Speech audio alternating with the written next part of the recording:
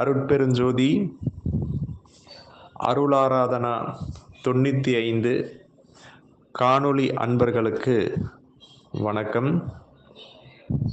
இப்போ சமீப காலமாக பரிகாரம், பிராயச்சித்தம் என்ற பெயரில்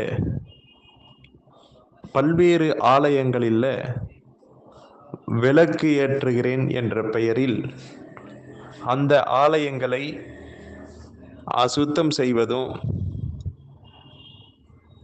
அந்த வழிபடும் மூர்த்தியாக விளங்கக்கூடிய அந்த சிலா மேனியை மாசு விளைவிப்பதும், அந்த சுவாமிக்கு சாற்றிய வஸ்திரங்களை விளக்கேற்றுகிறேன் என்ற பெயரில் விளக்க கிட்ட கொண்டு போய் வச்சு அந்த வஸ்திரங்களை தீப்பற்ற வைப்பதும்,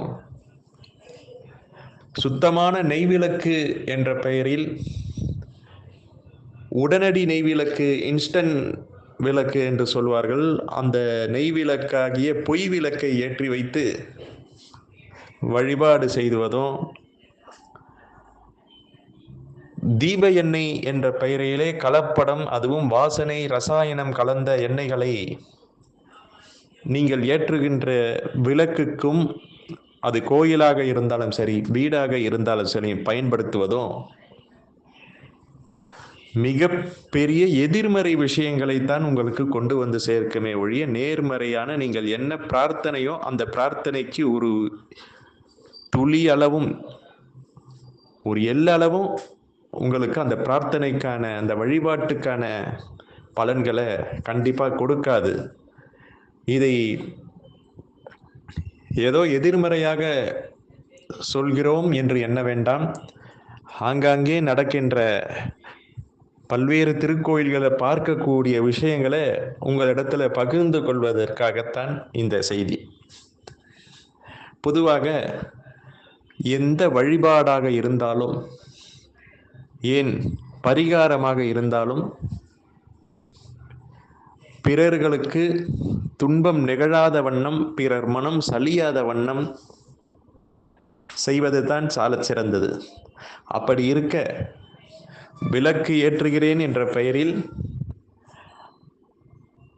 ரசாயன எண்ணெய்களை கலந்த, அங்கு சூழல்களை பாதிக்க செய்வதும், அங்கே வரக்கூடிய பக்தர்களுக்கு சுவாசத்துல ஊறு விளைவிப்பதும், இதெல்லாம் உங்களுக்கு தெரியாது.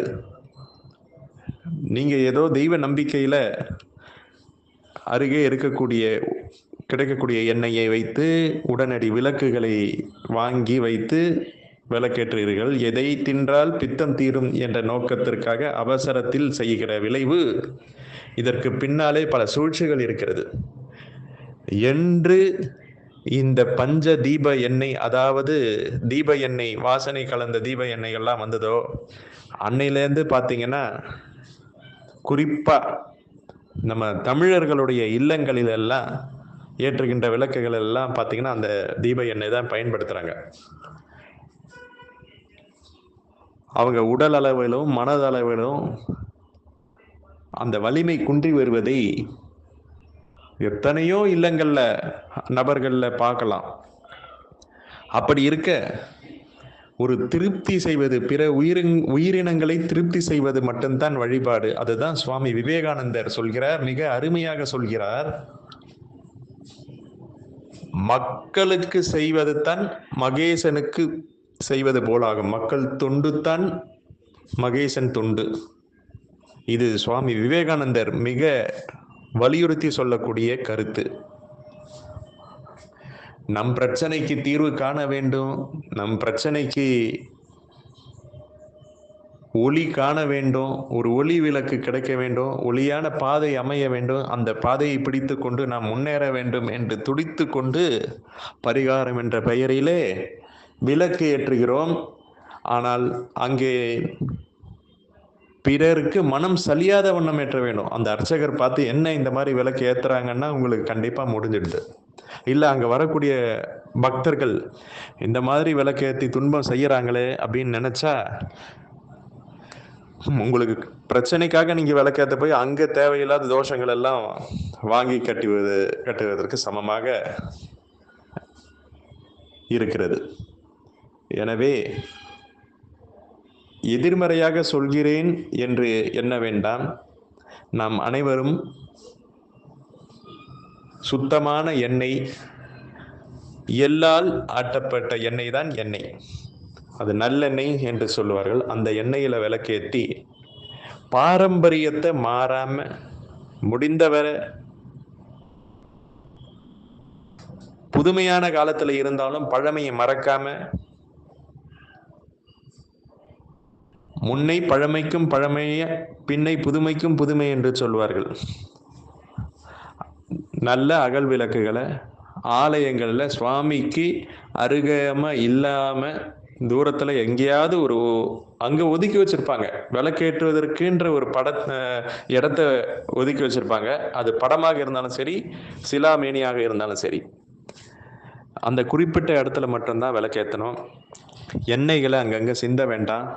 இன்னும் சொல்ல போனால் ஒரு சிறந்த உபாயம், அங்கே ஏற்றிய விளக்குகளை நீங்க அதை அப்புறப்படுத்தி, அந்த பழைய திரிகள் எல்லாம், அந்த எண்ணெய்கள் எல்லாம் அப்புறப்படுத்தி அந்த இடத்த சுத்தம் செய்தீர்கள்னா, இதை காட்டிலும், விளக்கு ஏற்றுவதை காட்டிலும் உங்களுக்கு 2 மடங்கு பலன் கிடைக்கும். இதை யார் செய்வார்கள், எவர் செய்வார்கள், எவர் செய்ய முன் வருவார்கள் என்பது அவரவருடைய வினைகளை பொறுத்து, அவரவருடைய மனத்தினை பொறுத்து. எனவே மனமது செம்மையானால் மந்திரம் சபிக்க வேண்டாம். இல்லக விளக்கது இருள் கெடுப்பது, சொல்லக விளக்கது சோதி உள்ளது. அறிவொளியாகிய அந்த ஒளியை வழிபட்டு பெருவெளியை அடைவதற்கான முயற்சி செய்ய வேண்டும் என்பதுதான் வழிபாடு. அதற்காகத்தான் விளக்கு. எனவே அன்பர்களே, குறிப்பாக நமது அருளரசு 95 இணைய அன்பர்கள் எல்லாருமே நல்ல நோக்கத்தோடு இந்த வழிமுறையை கடைபிடித்தீர்களானால் உங்க வாழ்க்கை அடுத்த கட்டத்துக்கு போகுதோ இல்லையோ, அப்படி ஆஹா ஓஹோன்னு வளர்ச்சி வருதோ இல்லையோ அப்படி சொல்ல மாட்டோம்.